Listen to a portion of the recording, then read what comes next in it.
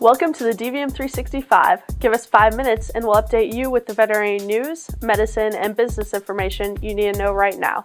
I'm dvm360 Assistant Content Specialist, Andrea Hewitt. In this edition of The 5, we'll hear about how to deal with an employee's tacky makeup, plus an exciting development in shelter medicine. First up, the news. Hurricane Sandy's devastation of the Atlantic seaboard naturally affected many veterinary clinics. dvm360 was able to speak with one that reopened the morning after the storm. Dickinson McNeil Veterinary Clinic in Chesterfield, New Jersey, though barely accessible due to storm damage, was nevertheless open for business. Sometimes it's good just to turn your lights on and be a beacon in town, says clinic business manager Brent McNeil Dickinson. He also noted that the staff was communicating with clients who'd lost phone service via Facebook and Twitter. A Kentucky veterinarian is being charged with theft and exploitation after falling for an internet scam. Dr. Pamela Johnson of Johnson Veterinary Services was arrested October 22nd after taking $170,000 from her mother to give to a man she met through an undisclosed dating website. The man turned out to be a group of scammers. According to a practice manager, Dr. Johnson began the purported relationship in June. She has been released on a $50,000 property bond. Got an employee who's laying on the eyeliner a little thick? Employee attendance, dress code, and other personal expectations are clearly defined in your practice handbook. Consultant Shawn McVey says guidelines for makeup should be no different. I think that makeup should be addressed in your employee handbook, right in the dress code. And so we talk about, I think most women would understand this, there's a difference between daytime makeup and nighttime makeup. And so the rule for the day is daytime makeup. I mean, that's what we want people to wear. What I don't want is to look at you and think that you're going to be confused. Are you going to a nightclub or are you coming to work? Because there really is a difference. And so subtle is best.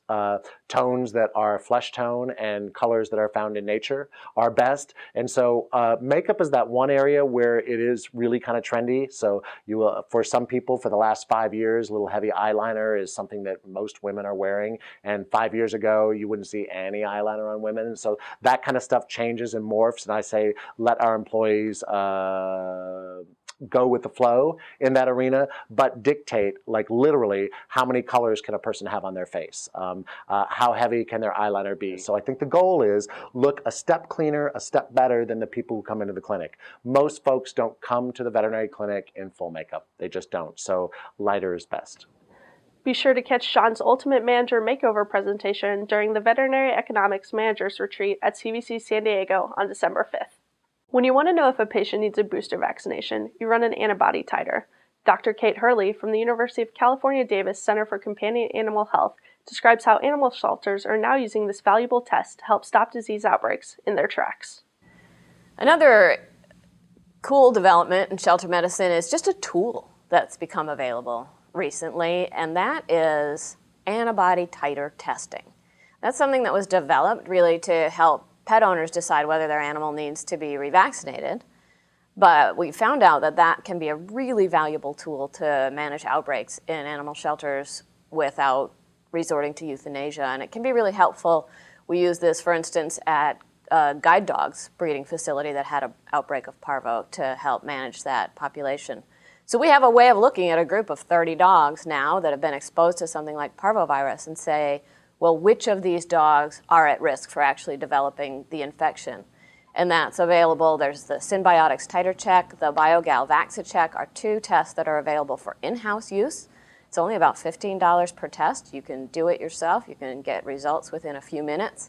And it can make an enormous difference in terms of halting an outbreak that otherwise could have taken lives, cost tens of thousands of dollars.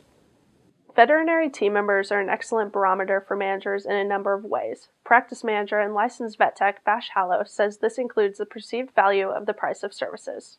I would say that if your staff members aren't on board with your pricing, that's the sign that the pricing is too high. And I know that sounds like I'm sidestepping the pricing question, but I actually mean that. I think when you consider all of the things that are involved in pricing, like if obviously your costs have to be covered, and will the clients pay that, and what's the market doing?